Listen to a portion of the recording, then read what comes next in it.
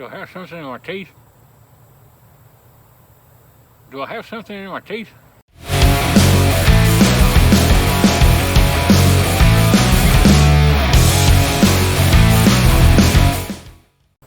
Hello everyone and welcome. Here in Alabama, the yucca plant is widespread. And by that I mean people, plant them in their yards for decorations. They grow in the woods, and we have several on our property. Now, the first time that I ever took a yucca flower petal and ate it in front of my fiance, she freaked out and thought they were poisonous. I tried to explain to her, they're not. Like I said, they kind of got a broccoli taste to them. Those of us who are in the know that the yucca plant is a utilitarian plant.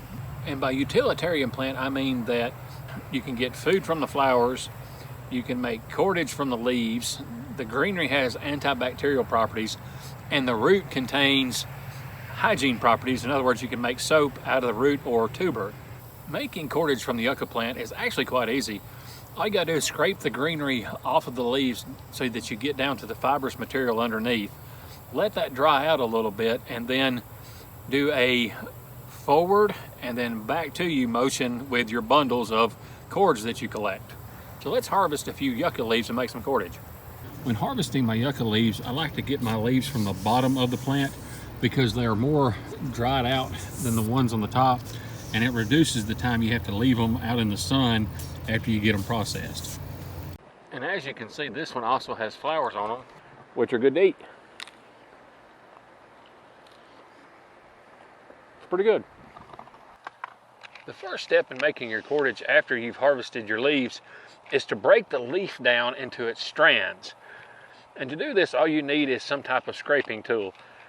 I've seen people using a spoon to do this, and the problem I have with that is that if I was in a grid down or off grid type situation and I had to make cordage, I probably wouldn't have a spoon handy. But what I do have or can find is some sheet metal, some stone tools, in this case a piece of obsidian, and of course my multi-tool. And I'm going to start off with the obsidian tool just to see how it works. The obsidian tool looks like it's a little too sharp for this job. So next I'll try my piece of scrap sheet metal.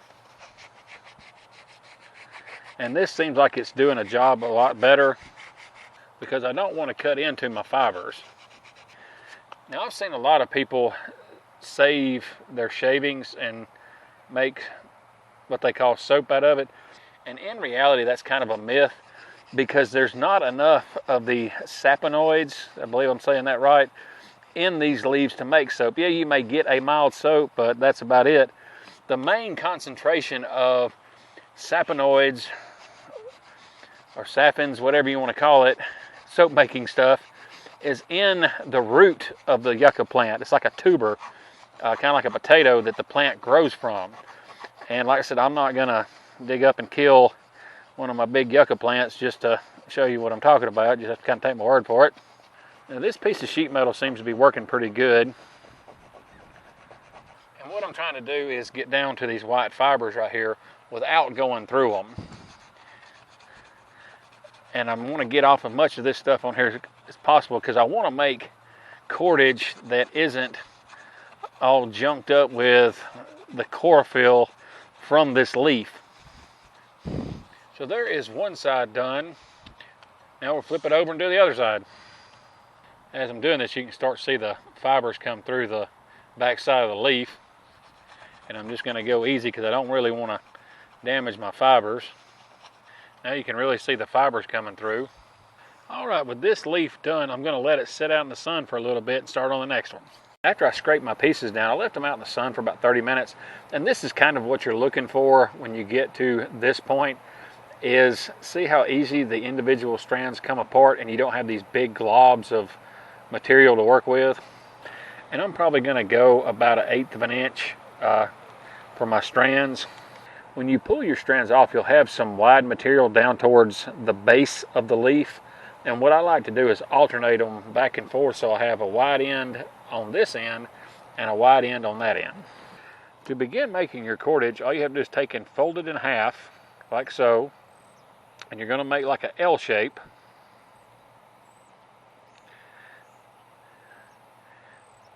take and twist this end away from you, grab it with your other finger and twist it back towards you. And you're just going to repeat.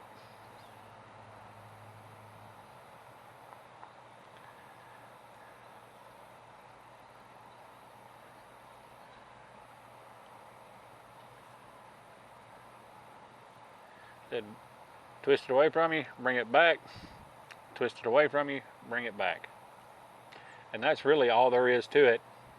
Twist away, bring back to you, twist away, bring back to you, twist away, bring back to you. To see if you're doing it right, all you have to do is let go of it, and if it doesn't untwist, then you're doing it right. To create a splice, you're going to do the same thing that you did in the start. Pick up your material, find the center of it, kind of pinch it together, then take it and pinch it into the center of your splice and create another L.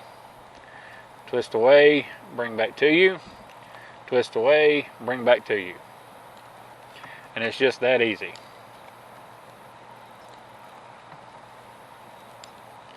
And your splice is always going to be a little bit larger than the diameter of your cordage, just where you splice those pieces in.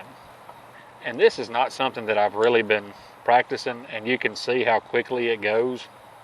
I mean, those pieces that I just added to this were about a foot long, so you figure 6 inches per side. When you get about 2 inches away from the end of your thickest part of your material, that's when I like to splice another set in. Again, just bend your splice in material in half, pinch it into the center of your strand that you already have going. I said twist away and bring back to you, twist away and bring back to you. After working with the material for about an hour, I've got approximately 6 feet of cordage, and this shows you how thin you can make this material. Sometimes you could probably even go thinner than that, but I'm not entirely sure how well that hold up. This method of making cordage not only applies to the yucca plant, but any type of fibrous plant material or tree bark, and you can even use this method with burlap and things of that nature. And this cordage is really strong. Not sure entirely how much you could lift with it, but I imagine a pretty good fit. I'm using burlap strands from one of those large coffee sacks that coffee is shipped to the United States from other countries in. And it's just twist and bring back to you, twist and bring back to you. So there you have it. Not just how to make cordage out of the useful yucca plant, but you can also use this to make cordage out of other fibrous materials, including tree bark, burlap, so forth and so on.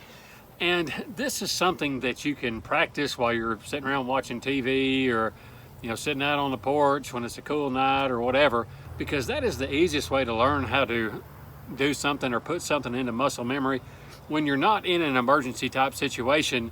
So thank y'all for watching. We'll see y'all next time.